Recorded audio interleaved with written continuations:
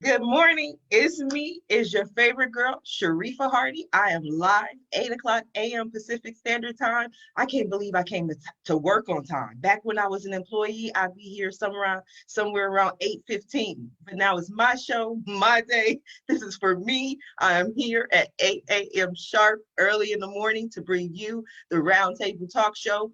And before I go ahead and introduce my guest for today, I'm going to ask you to do what I always ask you to do, and that is to be a pest. Not just any old pest, but a pest on behalf of Ask Sharifa.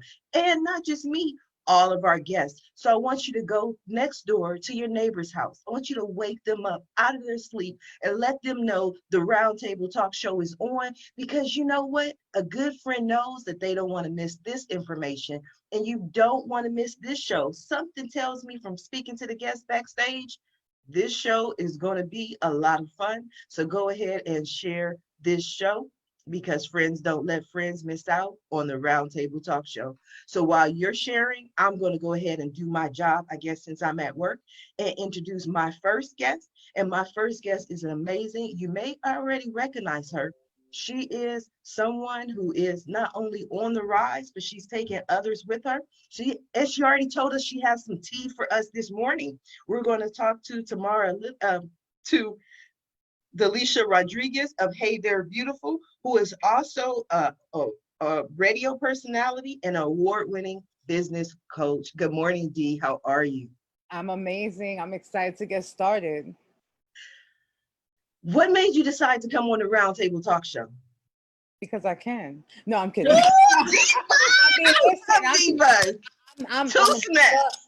I'm in this cohort yesterday, and we were working on goals, and I said, I know what I want.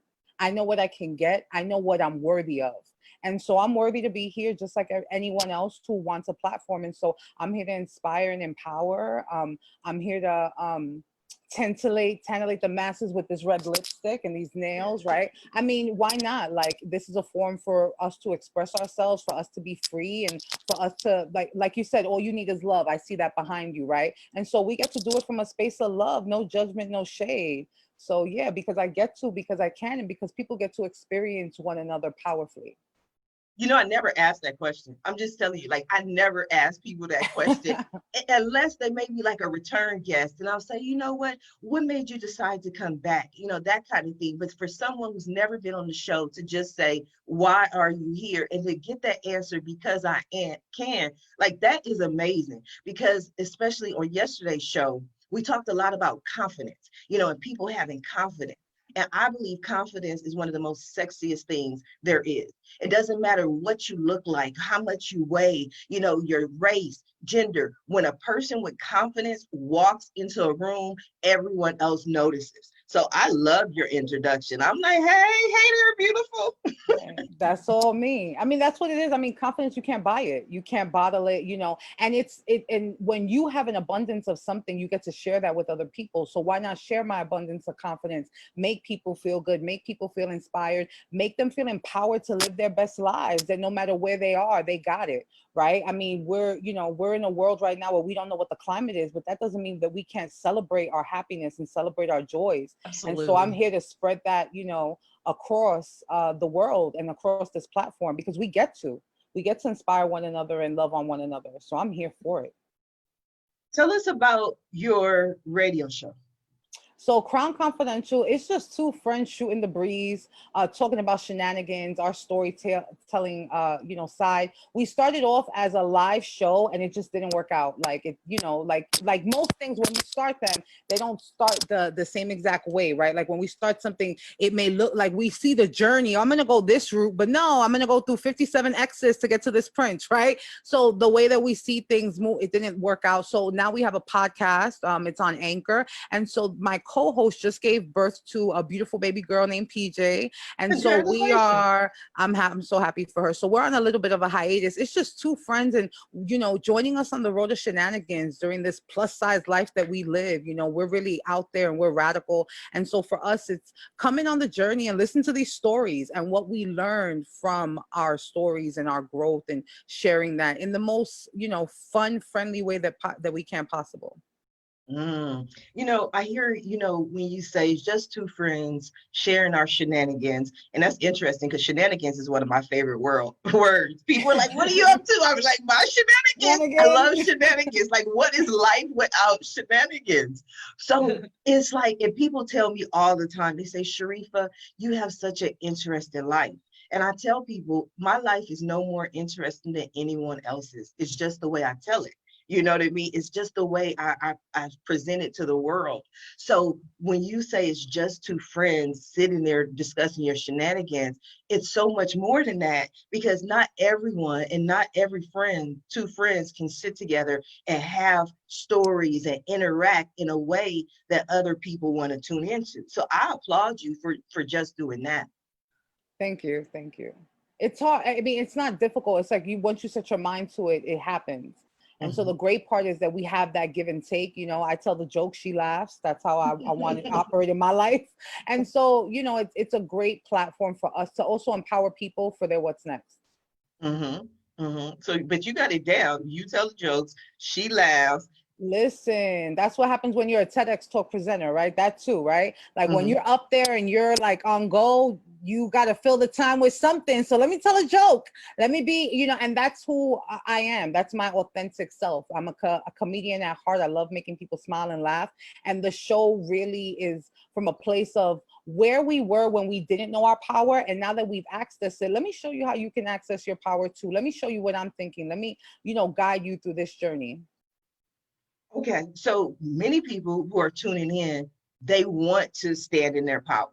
I've been told in the past, people differ, because we were talking about tarot cards prior to the show, and I go to different readers, and they always tell me, this is what they tell me. I think I'm having therapy today, just feeling kind of good. But they say, Sharifa, you don't stand in your power. And I'm like, I don't even know what that means. Like, I'm me, I show up as me. But what I've learned over time, especially in doing this show, there's power in this platform because I allow people to bring in their views and to help other people. But sometimes we don't realize that, we are not standing in our power. And then we don't know how to make that leap and that step to be able to stand in our power. What are some of the things that we can do? I mean, first of all, it's releasing control. For me, I mean, I know that there are other layers in the pen, but it's like releasing control. The more that we think that we're in control, the less we're in control of our life. And so it's just allowing things to happen like naturally, like being in flow. We're worried about money. We're worried about relationships. We're worried about health. Why don't we not worry, right? And just allow whatever faith, whatever we believe in, because, just because you are religious doesn't mean you go to church, and just because you go to church doesn't mean you're religious. Like, right? So in that regard, it's really just allowing your life to be in flow. I was in corporate America for 12 years thinking that I was in power. I had these cute outfits. Nobody would see me. I'd be behind the back office. I'm the only plus size woman of color back there. And I'm like, this ain't it. This ain't the source. Corporate America had my power. And then one day I did it live on Facebook. I sent a note to my boss and I emailed it, and I'm like, I'm done. And I've been out of the corporate sector. So it was me really taking my power back and leaning on faith, knowing like when you fall, that there's going to be a net there, right? Like wherever I fall, whatever happens to me, whether it's health, whether it's marriage, whether it's love, wherever I fall, there's going to be a safety net there. And that's really taking back your power. Like, and let me talk about it, because that's at the T, right? Let me move. When I move, I have something to say. Like, we get to release relationships that are not serving us. Amen. We get to release people that are not serving us. Not everybody's meant to go with you.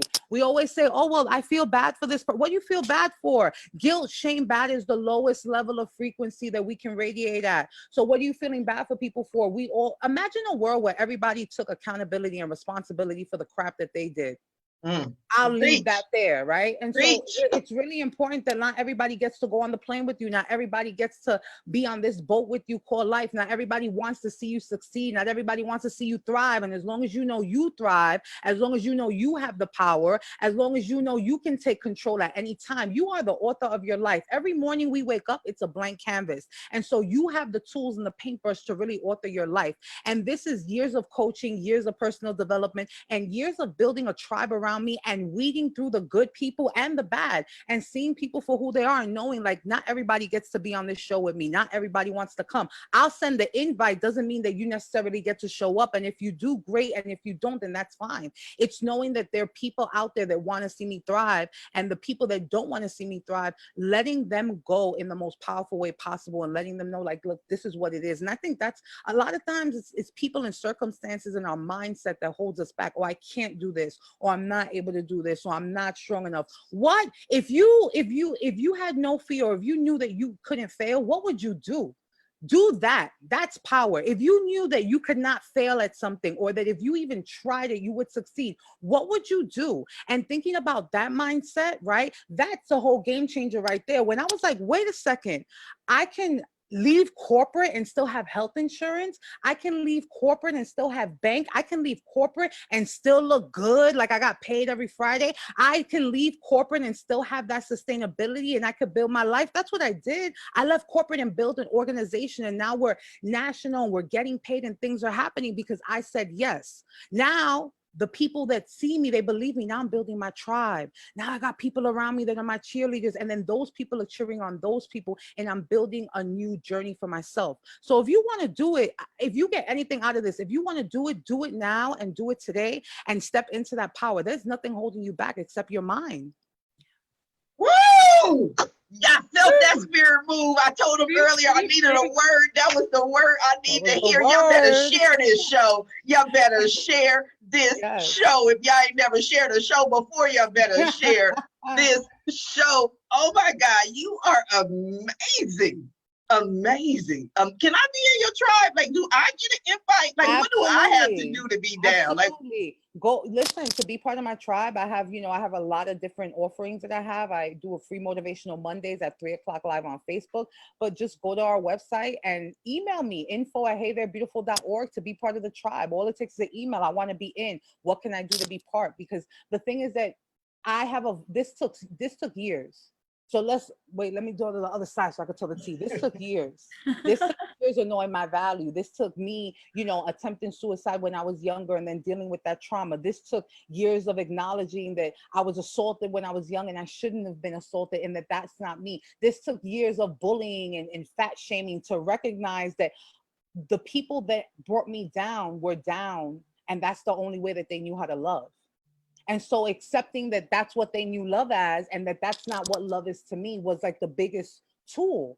And coaching is the biggest piece in any of your client work, is acceptance. When you get to a part where you can accept where you are and that you know what's to come, that's the piece right there. So now that I have this source and I feel like this every day, I want to bring that bliss to other people. I love seeing women win. So you can go to the site, www.heytherebeautiful.org, and you can check us out, check me out, and follow me. Follow us everywhere. We are live and direct, because I'm here to see to it that women win. Women know that they are worthy, that they are valuable, and that they are magical, and that they have the power inside of them. Every day, between my one-on-one clients and my group coaching, they know. I had one client, I said, what did you get out of last week? She was like, I wrote it down. You said I was magical, and that stood with me. And I said, if every woman knew she was magical, imagine what this world would look like.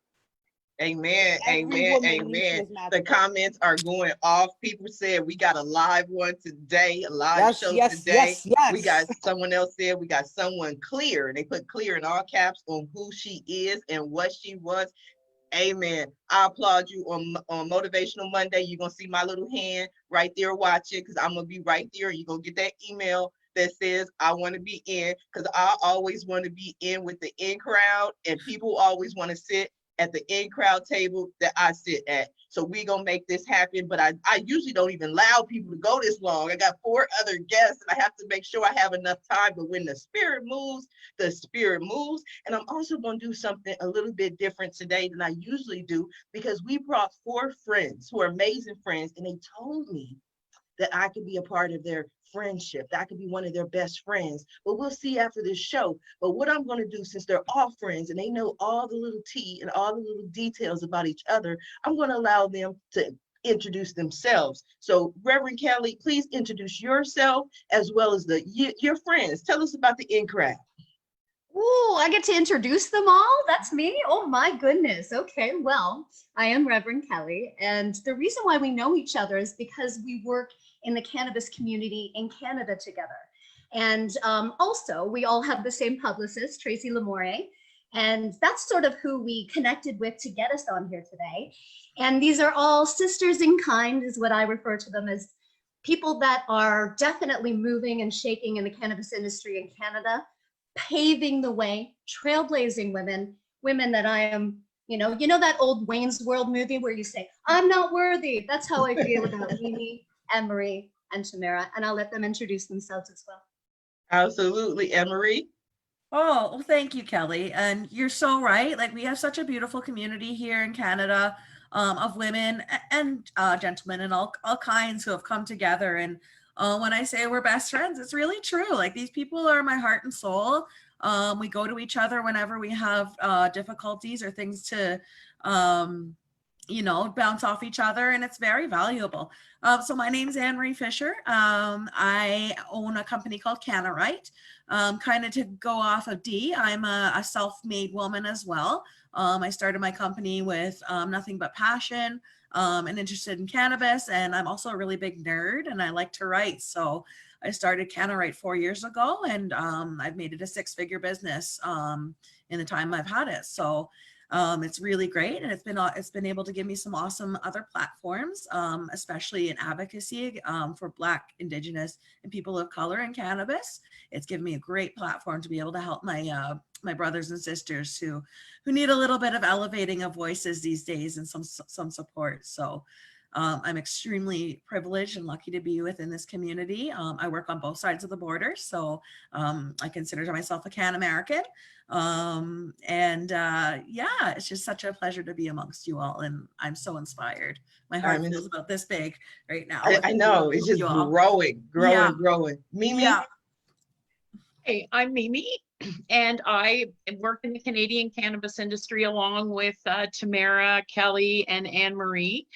I'm though sort of different. I sort of am the person who talks about maybe the more mature cannabis user, the person that's over 50, someone who's just delving into recreational, or it needs a prescription, or is trying to, find out more about it.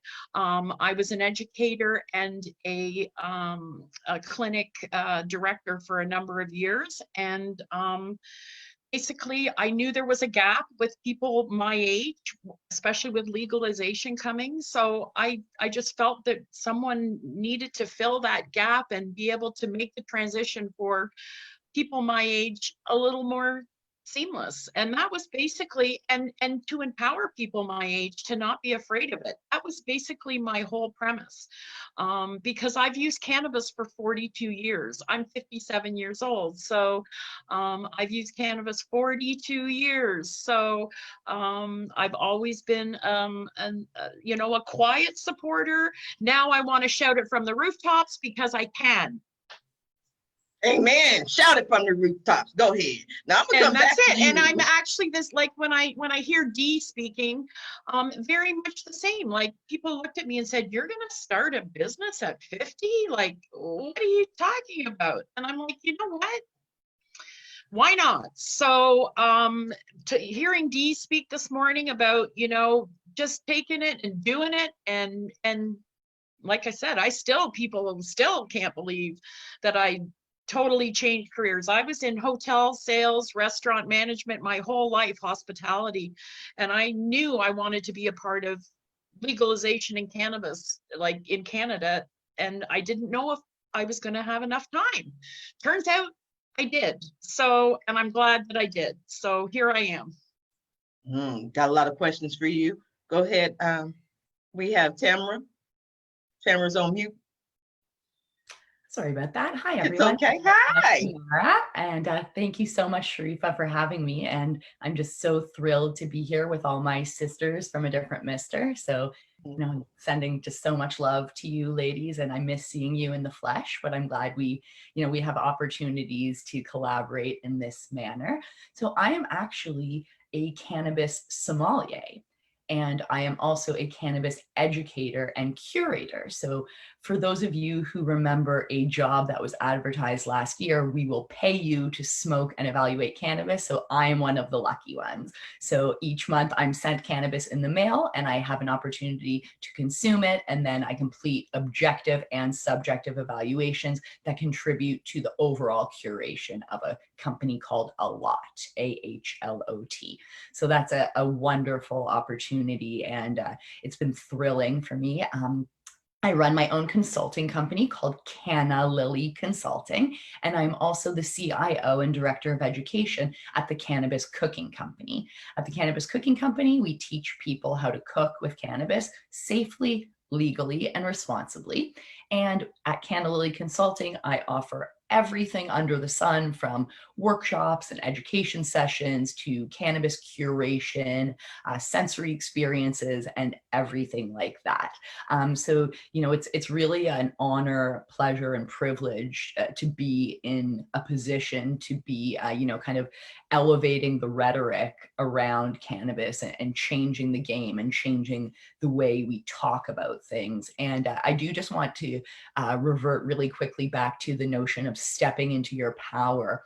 So what I've found is, although there is tremendous value in self-empowerment, I find that my greatest source of power is empowering. So when I empower my colleagues, when I empower my sisters, when I empower those in my cohort, that's how I feel the most validated, and I feel like I'm really making the most contribution. So I work under the motto of the notion of mutual elevation. So my success cannot truly be genuine unless it involves promoting and supporting the success of my colleagues. So unless we can have this mutual shared success and the shared celebration, I don't feel that it's truly genuine.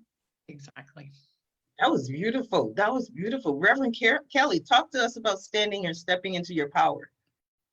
Well, it's wonderful to say that, because I was actually called to cannabis spirituality, and that's why I became a minister of cannabis and opened up a cannabis church, because I felt the most powerful when I've been using cannabis and being able to speak to it.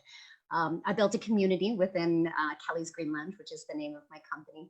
And it's wonderful to be able to use that and to be able to teach about cannabis and hopefully break the stigma as I'm going along with everybody that's working with it. I love to do sermons about cannabis. I love to speak to people about cannabis spirituality. And I think that's really where my heart is. That's beautiful, because I've never heard of a cannabis church at all. So explain that to me. It's like every Sunday, or how does this church work? Yeah. Well, it's all the time. So we don't necessarily sit in a building and pray, but I do a sermon every Sunday evening. And a lot of it is just to do with the spirituality. I talk about how you can find your inner peace and you can heal yourself with cannabis. And I find that when people start to recognize that, then that's how they start to heal and start to be able to balance themselves and their well-being. Do you have like a brief sermon? I need to hear Do I have a word. Brief sermon? Yes, I don't have like Sunday sermon, but I need like a 2-minute, because I told you I needed a word this morning. Okay. I woke up asking for a word and y'all haven't disappointed. Okay. So I need like a short one. I need the spirit to move. When I pray to Goddess. That's who I pray to. I pray to Goddess, and I pray to the universe, and I ask Goddess and universe to bless us today and bless Sharifa, who's asked for you to speak to her, feel her love, She does this amazing show. She brings people together to empower them, to teach them, to be within their soul. The women that we heard this morning are incredible, and you can see goddesses working through each and every one of you. You can hear that in your voice. You can hear that in the tone and the clarity of your message. So she is here, she is with us. And I always say, cannabis bless you, because cannabis absolutely does bless you, whether or not you consumed it or not. It does, it's there for you. And in Goddess name and cannabis name, namaste. That was so beautiful. I love what I do. I love being here on time every morning at work, just so I can share this time with you, beautiful women. And like Dee said, you are all magical. Mimi, talk to us about standing or stepping into your power. Well, I think the most exciting thing that I love about it is joining generations through cannabis, meaning like bringing young people together with older people, bridging the generations. And I think that's people my age really, really were dealt a bad stigma. And that's what gives me power, is to make people think that, not to be afraid of it, to try to eliminate the stigma, to try to bring young people like, say, Tamara and myself together and really learn and really talk about it. And just like really, you know, if we can't put the generations together, we're not going to break the stigma. So, you know, you see now there's lots of different people trying to get into cannabis, but the boomers and the seniors need the most help, and we need help from the younger generation, and that's bridging that gap is my power. That's what I love the most about what I'm doing. I think that's beautiful. Anne-Marie, talk to us. Stepping into my power. So I come, like Dee and many of the women in this group, I come from corporate Canada. And through those experiences, I learned the power that a female must step into, a woman must step into. And that was through some really tough situations where there was power dynamics. I'm not going to specifically target a demographic, but old white men in suits. There was a lot of trouble that I came across in my former career, gaslighting, bullying, violence, the direct, you know, trying to sabotage women's work. I've seen it all. So when I left corporate Canada, I said no more. So my power is through my words, because I am a writer. I'm not scared to say anything. And, you know, I often say the pen is mightier than the sword. When there's an issue in cannabis in my industry, I like to call it out, and I see that as my duty as a writer, as a journalist, as a voice, as a platform to not only speak my own power and say this is what I'm going through, but this is what my sisters and brothers in the industry are also going through, and these are things that need to stop. And I have no problem calling it out. I have no problem emailing those white men CEOs in suits and saying, hey, what's your rationale? What is your motivation, and why are you acting the way you are? So my power is my words, and asking tough questions through the words and holding people accountable. And then, you know, with he without sin can't cast the first stone. So I'm certainly not perfect. So a part of my writing too is sharing where I've slipped up or where I've made mistakes, with the idea that like empowered women fail too. And that when we share our failures, we can empower others and maybe help people skip some mistakes. So Absolutely. I would argue that our failures are our greatest successes, because those are where we learn the most. Absolutely. I totally agree with that. And, you know, and there's, you know, you want to see the good in everyone and everything. And guess what? Not everyone is good, and not everything is good. So, and like you said, Dee, not everyone wants to see you succeed. You know, you have to just shake all that off. You have to. And once you shake all that off, it's a whole different ballgame. Yes. Just to touch on something that Dee said earlier about vibing at frequencies, and this is something that I've realized is a very big component of my power, is making sure that I'm aligning myself with people who are vibing at the same frequency as I am. Absolutely. So this is Kelly, this is Mimi, this is Tamara, this is all you wonderful ladies. And you can tell pretty quickly when somebody's not vibing at your same frequency. And it's easy to walk away with that. Knowing when you know you want to protect your frequency and vibe at a certain level, it's easy to surround yourself with people in that same power. And through that community, you build power together and say, this is what we stand for and what we won't stand for. So. Oh, and I mean, there are people who go looking for credibilities to try to make themselves credible. I mean, let's face it, that's just the nature of the beast, you know. If you're credible, somebody wants to latch on to your credibility to make them credible. So you just have to really, really, really, I've learned a lot. Yes. Absolutely. Dee, Mhm. like, I want to go back to what you were saying. These ladies are magical, Dee. I mean, you see the women that we're surrounded with. What are your thoughts thus far, or any responses to anything anyone had to say?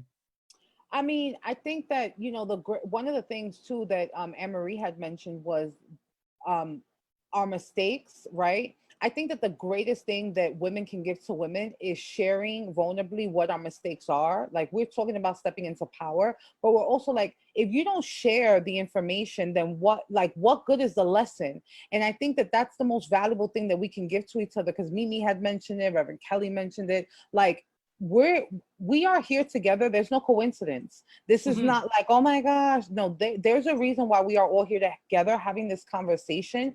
And, you know, it requires us to know what, when we made mistakes, now we're here. What do we get to share? What do we get to be in contribution with? That's the word. That's really the powerful word. It's like, you know, a lot of, because, you know, also I'm the, you know, Hey There Beautiful is a nonprofit organization, right? And so we empower women and young girls to live their dreams. And when I was looking in the nonprofit world and trying to connect with people, oh, I don't want to give you my curriculum. Oh, I don't want to give you this. And I'm like, wait a second, we're not. How are we building nonprofits in the U.S., right? And we're not sharing information. And the reason why a lot of businesses. Hold up, let me turn. The reason why your business is not successful, the reason why, you know, you're not successful at what you're doing, or you're hitting a roadblock, or you're not stepping into the power, is because you're not being vulnerable. You're not asking for the support. You're not saying, I need X, Y, and Z. Mimi said it. She said, I need help.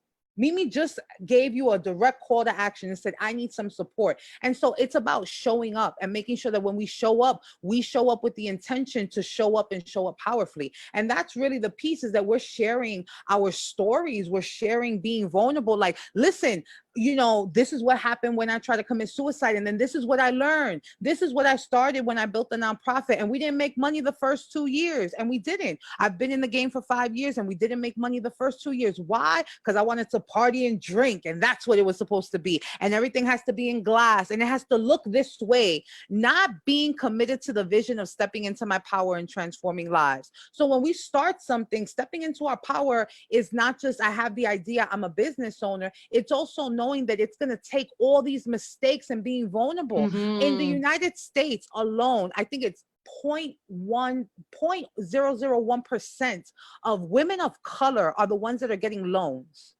Why? Because we don't want to request help. I think it's 0.1% of Black women in the United States are not requesting the support. And it's the same thing in the Hispanic community. We don't want to tell our business out there. We don't want to don't ask for a loan. Are you out of your mind? And now it's like really changing your mindset that you want to step in your power. It's not doing it alone. Look at Mimi, Tamara, Reverend Kelly, and Anne-Marie are a prime example of what flying looks like in V formation together. We can get more accomplished together. Ladies, we can get more accomplished together. If you didn't hear me again, let me get closer. We can get more accomplished together. Find your tribe. You don't have to pay people. Find those people that are going to volunteer, that are going to champion your crazy. That's my message for 2020 with everything happening. Find somebody who's going to champion your crazy, and that will allow you to step into your power, because it allows you to see yourself. Listen, the hardest part in stepping into the power is knowing that you're worthy. The hardest part, other than putting on a bra, ladies, is stepping into your power, right? The hardest part, right? We know it. When it comes off, I'm clocked out. But the hardest part about stepping into our power, right? Is knowing we are worthy. You're worthy of that multi-million-dollar business. You're worthy of that massage later. You're worthy of that six-figure income. You're worthy to be acknowledged by the white suits. You're worthy to be acknowledged of the loan. You're worthy of what it is that it is to come. And I see so many women lose their power because they don't, I'm not good enough for that man. I'm not sexy enough for that bank. Once you know you're worthy of it, you got it. Once you know you're worthy, I know I'm worthy of a lot of things to come that have not come to fruition, but I know I'm worthy of it. So when I step onto that yacht for Christmas that I've been manifesting, right? When I am in a tropical island in December, because that's where I want to be. When I move into my home, I already know that that home was made for me because not only did I manifest it and declared it, I have a tribe of people and I know that I am worthy. That is stepping into your power. Know that you're worthy of it. Know that you're worthy of it. I think that was beautiful. I made a request on Facebook this morning, said I was expecting a miracle and I'm receiving it now. And this is the miracle that I was expecting. This is the miracle that I knew was going to show up. I love how my shows go. Now, I just want to ask you this, Dee, because you are preaching today. I don't know if you have a church, but if you don't have one, go talk to Reverend Kelly. She gonna hook a sister up and give you the information and the knowledge to open your church because you need a church. But in listening to you speak, and you said this twice, so I don't want to gloss over it. You said you attempted suicide. Yes. And it's like, I'm listening to you and I'm like, because we tend to judge. COVID-19, global pandemic. We don't understand how many people are suicidal, how many people are depressed, how many extroverts are now forced to be introverts, how many people who are used to talking to so many other people, talking to their families. I'm a hugger. I love to hug. Me too. I can't hug people. Yeah. So how can, to just listen to someone that's strong say twice, because I heard it twice. My memory's not, 44 is not what it used to be, but I think you said it twice. So how were you there and how did you get out of that? It was a long journey. It happened when I was in junior high school. I was being bullied and I didn't have a boyfriend. I didn't have the bikini body. I didn't have all the things that my friends had. I didn't have clear skin. I didn't have a friend. And my parents, because I was so independent, they just let me do what I want. Like I did everything. I got my license on my own. I got into school on my own. I was very independent from when I was young. And it happened when I was young. And I remember the first time it was just a bunch of pills. And the second time, the same thing. And the second time when I woke up, I'm like, God wants me here. Somebody wants me here. There's a reason why I'm here. And then, like I said, I've been on one of those journeys. And then my grandmother raised me and she passed away in 2014, which is the reason why I started the organization. And then I went through the most traumatic time was my father diagnosed with stage 4 cancer. And they were like, well, he has 3 weeks. You have to prepare him. And I wasn't talking to him for like 5 years. So now I'm reconciling with a man that's going to transition. And so in learning all of that, I just knew that something or somebody needed me.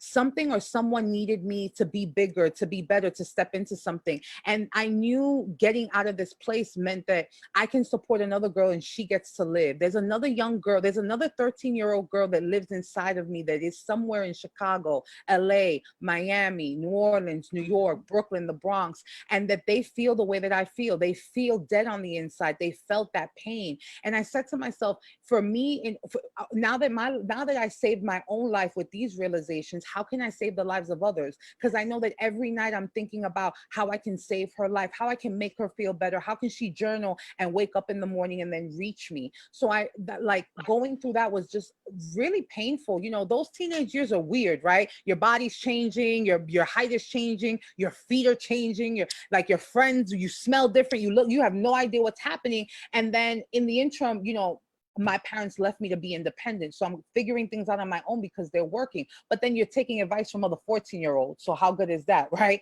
And there wasn't someone like me in the school system. I was just a number. There wasn't someone like me to say, listen, you can live your dreams. You can do what you want. And so I knew that even still, when I have those dark moments, there's someone out there that needs me. There's a calling. There's someone that wants a phone call. There's someone that's listening to this live that I can say, you live and you matter, and that the things that you want to do are important. And so it's really just knowing that I have a higher calling. I have a higher purpose. And through all these transitions and all these death and all of this, I'm powerful because I lived through that. I walked through the fire already. I walked through the valley of the shadow of death. I've walked through that fire already 37 times. pose. I did that Tony Robbins walk when you walk. I have done that already. Okay, so let me show you my mistakes, and then let me support you and let you be vulnerable in creating an open space so I can hug you, right? Like Mimi said, I'm a hugger, as you can tell. I'm one of those people that I'm hugging on you and I'm loving on you. And so I know that there's more love that gets to be added to the world, and I am that. And that's what keeps me motivated, because I know that this message, wherever it hits, whoever it hits, is going to hit them in their soul, and it's going to really carry them to the next phase, and it's going to empower them. So I got some really great tea and juice, and I have this vibe. Let me let the world know that they are loved and that they matter and that their dreams matter. And so that's what keeps me alive, is that I want the world to live an empowered life where they are living their dreams. That's my vision for the world. And so I know who I get to be. I get to be the person that lives their dreams and also brings that love into others. Now that was beautiful. You said that there was someone here that you needed you to live. I don't know who else it was, but I needed that word today. I need to feel that today. I need to hear that message today. You matter. You matter. You made a difference here today. You can't even see the comments in the hearts that are going up. There, people are just putting hearts after hearts after hearts, because you have spoke directly to so many people. And I know it's not just women, men as well. You're speaking to people, and I get it because it touched me in my soul. But I tell people all the time, I've been divorced twice. I've been homeless. I've lost everything I owned but the clothes on my back. I've been laid off 8 times. I've gone through so much, but I understand and I know that I went through all of that for someone else. Yes. And to be able to say, when someone comes to me and they say, Sharifa, I can't do it because, no. Let me introduce you to D. Rodriguez. Let me introduce you to Reverend Kelly. Let me introduce you to Mimi. Let me introduce you to Anne-Marie. Let me introduce you to Tamara. If they can do it, there's no reason in the world that you can do it. You can't do it. And I always tell people, there's no excuse you can give me. Absolutely none. I don't care if you came to me and say, well, I really want to live this dream, but I can't because I have cancer. Okay, well, we're going to work on this dream for however long we have it, because there's no reason, no excuse that you can give me for why you can't do anything. For whatever you want to do, there's someone who has done it and there's someone who is doing it. Ain't that right, Mimi? It is. It's true. And I mean, and it doesn't matter how old you are. It doesn't matter, like, there's no limitation. I mean, you have to just have the confidence. I mean, and you have to really have a vision and really be prepared to have your point of view and to really stick with that point of view. Like someone said to me the other day, you know, you've never wavered. I said, my point of view has always been the same. Cannabis for older people, mature, you have to have your vision, your business plan. You have to have that rate down pat. And I mean it, I'm so glad that I did it the way that I wanted to do it, instead of half-assed, I guess is the word. And I wanted it to be a certain vision, and it's now coming to life, but it's taken a long time. But you can't give up. You can't give up on that vision. I'd love to jump in here. I'd love to jump in about what something Dee said. When you become empowered and stop being a victim, that's when you start being able to help other people. And if you ask, why is this happening to me? What is my lesson? What am I to take from this, instead of, poor me, it's happening again. It's another hurdle. It's another mountain that I'm climbing. Those are there for a reason, so we can build ourselves, so we can grow, so we can become the people that we are. I'm a trauma survivor. I lived for a long time living in that trauma and not being able to get past it. When I stopped being a victim and when I stopped being poor me, that's when I became Reverend Cat. That's when I was able to be the person that I'm meant to be today. And instead of, why did this happen? How could this happen to me? How could that person do that to me? It became, okay, this happened, so I can share my experience with someone else so that maybe it doesn't happen to them. Exactly. Maybe I had to live through this, and maybe I had to endure this pain so that I can teach other people how to avoid that kind of thing. And it doesn't mean I'm a martyr, and it doesn't mean that I'm somebody that, oh, you know, but what I mean by that is that, okay, I'll take it. That's my lesson. Now let me share it with you. That's what And it's let's, about, and so like we you can do said, that. help other people Yeah, to maybe not make the same, that's right. you know, if we can empower other people to not make the same mistakes, maybe. I had a meeting the other day with a couple of women, and I just said, I made a lot of mistakes. I don't want you to make the mistakes that I made. So I'm going to tell you about my mistakes, you know, and they were so appreciative, you know, but you have to own them. Yes, absolutely. think- Anne-Marie, Tamara, what's your feeling back there, ladies? So I think that what we're all talking about is a really important notion, which is we're not just talking the talk, we're walking the walk. So we don't just talk about it because it's fun or it sounds nice. We talk about it because we live it.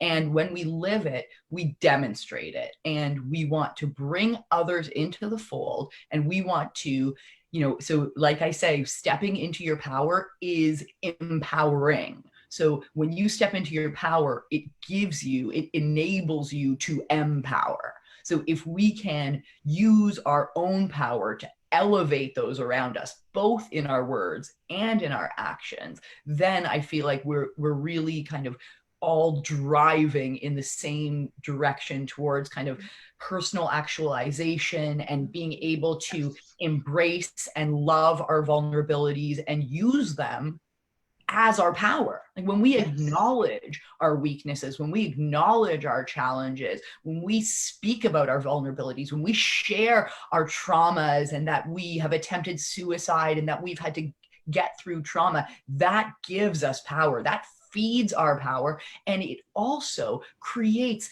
this shared sense of ownership. We own what happened to us. We have processed it and we are choosing to not have it be a barrier for us. We're choosing to have it be an enabler. Yes. I have goosebumps. I have goosebumps like literally a foot high off my arms right now. I know. Just to add to what these wonderful women are saying, when I'm working with people, I like to talk about the concept of locus of control and recognizing that you can either have an internal or an external locus of control. And those people that have an external locus of control are the victims, oh, woe is me, I didn't succeed because so-and-so screwed me over, or it's that person's fault because I didn't succeed. But when you have that internal locus of control, you 100% take ownership and mastery of your own ship. And you, through that internal locus of control, you can take ownership for your mistakes. You can take ownership for your vulnerabilities. You can also take ownership for your successes and your triumphs and all those things that you have done, because you have done it. Nobody else. You have done it all yourself. And that's, I think it's a lot of people live in the external locus of control space. And I try to influence people to go back into the internal and recognize you are really the master of your own ship. I have tattoos of women doing amazing things, a woman on a ship, a woman in a spaceship. So women can do amazing things if they own their own power. I agree. The question really remains, does life happen to you or do you happen to life?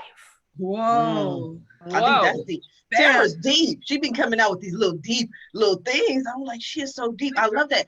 And it's so crazy because I have this shirt that says empowered women, empower women. And see, if my psychic telekinesis would have kicked in, I would have wore that shirt today because it would have just been so funny.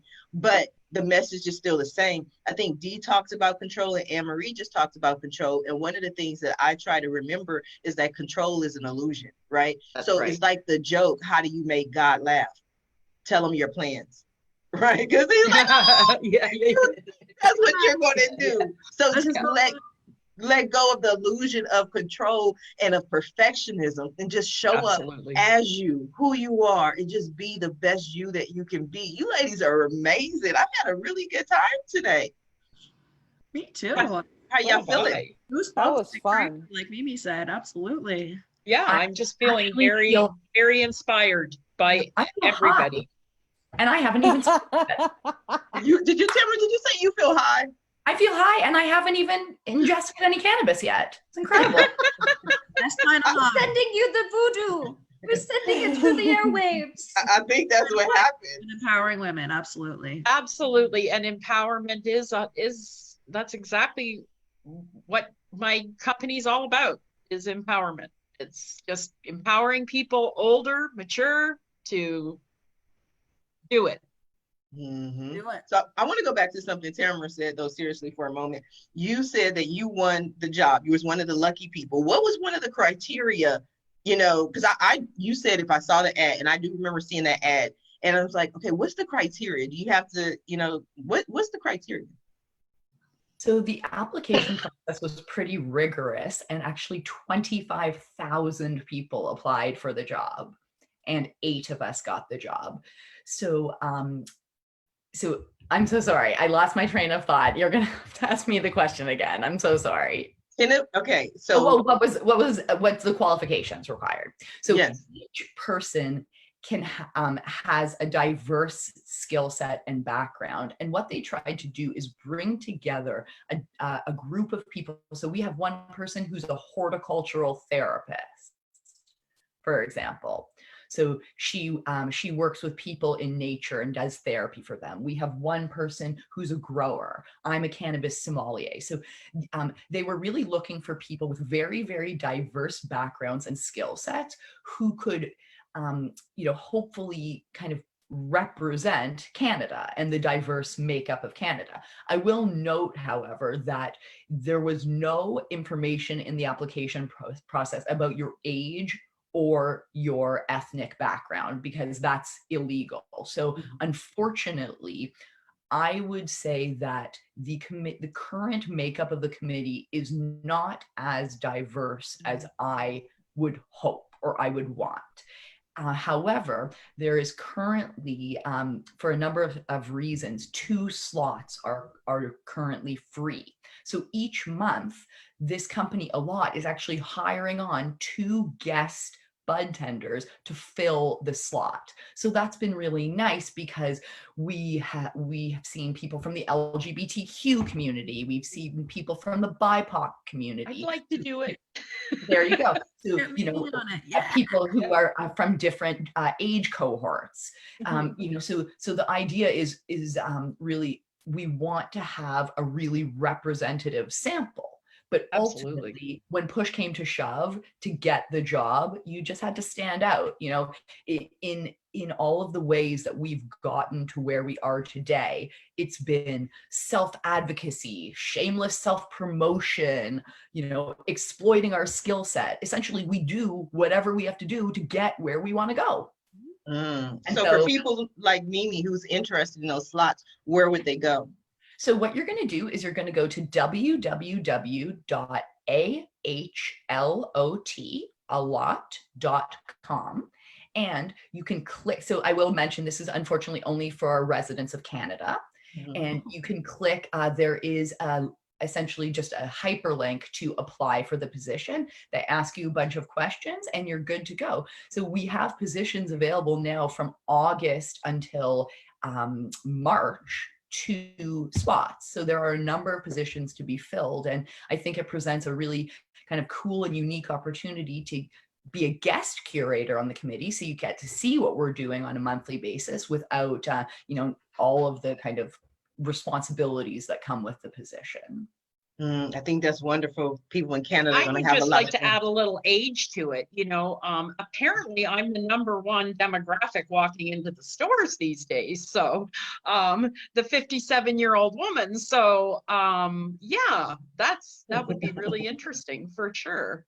Absolutely. And what we found is when we have our monthly calls, the guest bud tenders are usually, or cannabis navigators, as I prefer to call them, are usually the ones that speak the most on the call, because they have had the least opportunity to be heard. And it's such an empowering position to be in, to actually be able to articulate your perspectives about cannabis. So, we really try to encourage and support and empower the guest committee members to have their voices heard, because, it really is a unique and quite a special opportunity. Yeah. It sounds like it. I have had so much fun on this show. I have enjoyed it. We've laughed. almost in tears a couple of times. It's so beautiful. But we are coming down to the last few minutes of the show. And what I love to do at the end of every show is just simply allow my guests an opportunity to speak directly to the audience, to everyone who is watching this show live, as well as everyone who is watching in the archives, and simply let them know what you want them to take away from your interview. And we're going to start with you, Anne-Marie. Okay, so I'm going to say a little thing for the cannabis industry.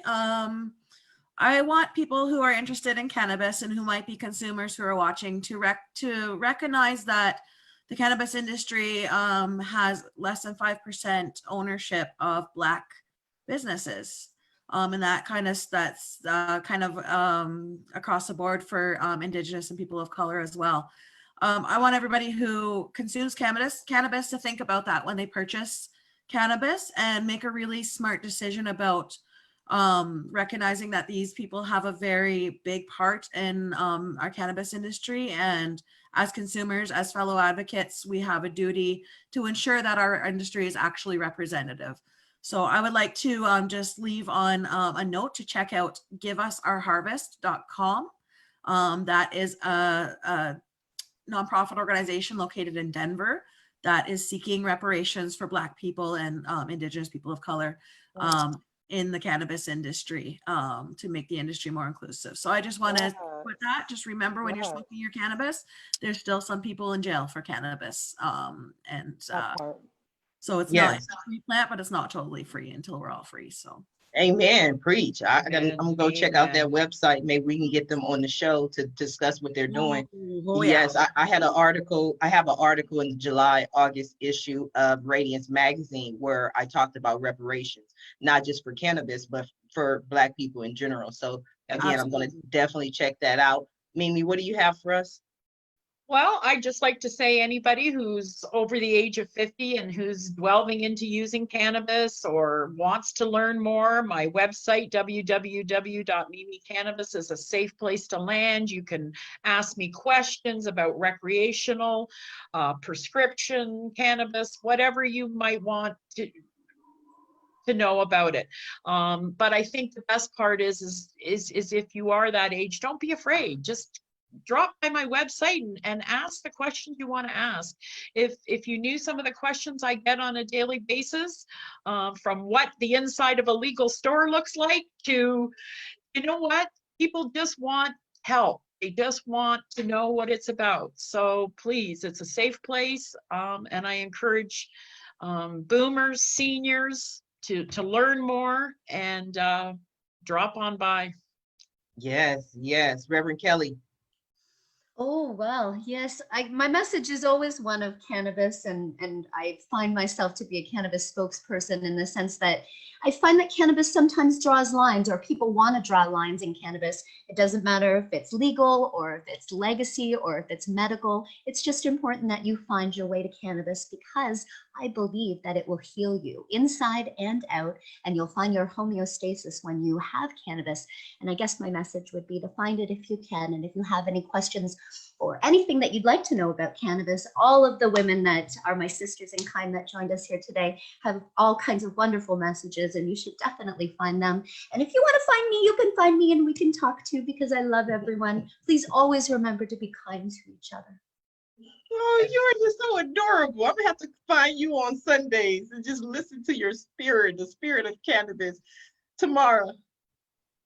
So I am going to start with a little shameless promotion, self-promotion. So if you have any questions about cannabis plant science or safety, growth patterns, if you are interested in hiring a cannabis sommelier to do a wide variety of services, I do encourage you to reach out.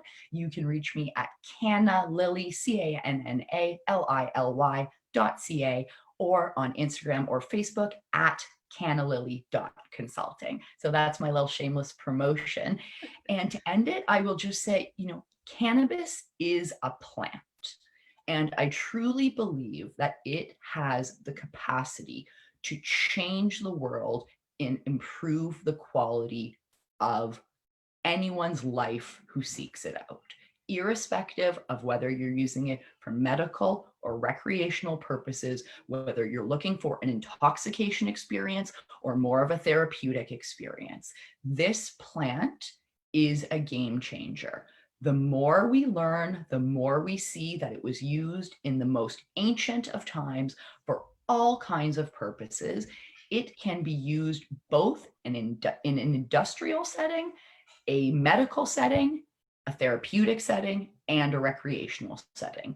It truly is one of the most powerful and plants with untapped potential that we even now haven't begun to truly understand and appreciate. Stop talking about marijuana. Marijuana is a racist term that was adopted by Harry Anslinger to criminalize cannabis and associate it with foreigners or immigrants who were construed as lesser than at that particular time in society. Just stop using the word. Say pot, say weed, I don't care. But if you want to elevate the game and really change the way we're talking about cannabis, ditch the stereotypes, stop thinking about the lazy stoner who's unmotivated and not driven, and use the correct botanical term, cannabis. Wow, And I want to add something, because this is something Anne-Marie said to me a long time ago. The plant itself doesn't know if it's legal or not. That is so deep, so deep. And you know what, Anne-Marie, ever since you've always said that to me, it always sits right here. That is so beautiful. Dee, what do you have for us? So if you're looking for empowerment, you're looking for your what's next, I am an organizational development coach. I am here to support you. Definitely connect with us, www.heytherebeautiful.org. We are a nonprofit organization. And so we have a free tech programming for kids. So we're looking to fill those 12 slots. So go on our site. Those of you that are watching me now, I do offer for a limited time free consultations. You want to take your business to the next level. During COVID, my client was able to buy 300 acres of property in cash. Right. So I've had some significant results. I've had results where my people are moving. I had someone go from $0 to $2,000 in less than 3 weeks. Right. So I'm here to support you in your what's next. I'm here to build. Add me on Facebook, Dalisha E. Rodriguez. Add me on IG, Dalisha, Dalisha. Check me out, Motivational Mondays. It's free. You can go on our website and check out all of our programming. We have a lot of free offerings as a nonprofit. And then if you want to work one-on-one with me, contact me, info@heytherebeautiful.org. I want to see you through it. And the last message that I want to leave you with, anyone listening, male, female, if you're a child, whoever you are right now, if you're listening, you are worthy of what you want. You matter. Your dreams matter. You're important. The things that you say are important. Your feelings are important. Your emotions are important. Everything that you want to do in this world is important. And if no one told you, there's somebody that loves you. There's somebody that's out there for you that wants to see you grow, that wants to see you thrive. And that person's me. I'm committed to a win-win world. And so get in our tribe. My call to action is get in our tribe and start to connect and commit to yourself.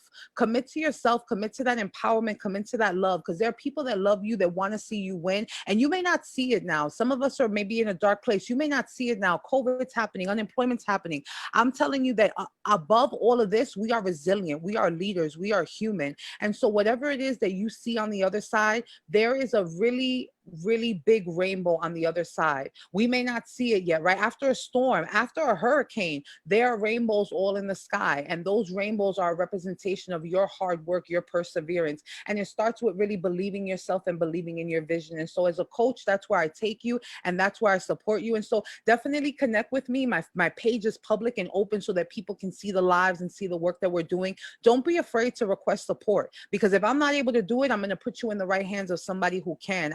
I can be your biggest cheerleader and your biggest advocate. Let me in, let love in, and lead and do all things from a place of love. Woo, woo, yes. You lived for a reason. You chose to live for a reason. You are a gift. You are a blessing. And if you have not been a gift or a blessing to anyone else in the world today, You have blessed me here today. I need to hear that. I need to hear everything you have to say. I know the people watching live.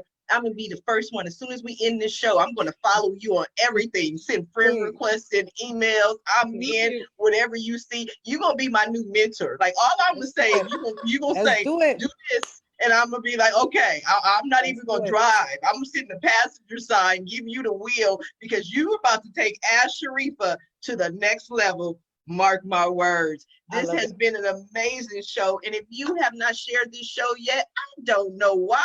I told you in the beginning, I tried to tell you, I tried to warn you. I told you, go wake your neighbor up. I said it. You didn't hear me because I already know the magic that was going to happen today. Why? Because I asked for it. I asked for a miracle and my miracle came through as all of you. And I also just want to thank you for being a guest here today. I want to thank everyone who tuned in to watch the show live, as well as everyone who was watching this show in the archives. And it doesn't matter if you're watching in the archives 2 days, 2 months, 2 years, 5 years from now, go ahead and share this show because someone right here needed to hear this today. Now, don't just watch the show. Don't just share the show. Go visit our guests. Go follow them. Go connect. Go be a part of what they're doing. Send them a message. And when you contact them, let them know Sharifa Hardy says hi. And if you are interested in being a guest, please visit the website at asksharifa.com. Until Friday, TGIF, 8 a.m. Pacific Standard Time, everyone have a safe and a blessed day. Bye now.